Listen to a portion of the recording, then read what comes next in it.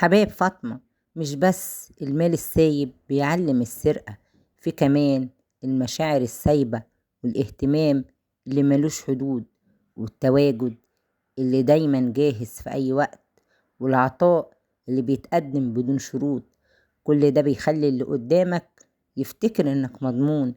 المشكلة إنك لما تدي من غير حدود بتعلم غيرك يستسهل، ياخد منك كل حاجة، ياخد طاقتك، ياخد وقتك، ياخد اهتمامك، ياخد تفكيرك، وأحيانا ياخد منك سنين عمرك.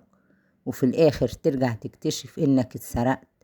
مش اتسرقت فلوس، لأ، اتسرقت مشاعر وانت مش واخد بالك.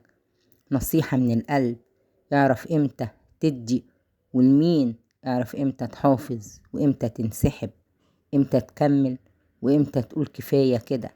خلي عطائك غالي مش لأي حد، وخلي لنفسك أولويات قبل أي حد. وصلي على الحبيب قلبك يطيب.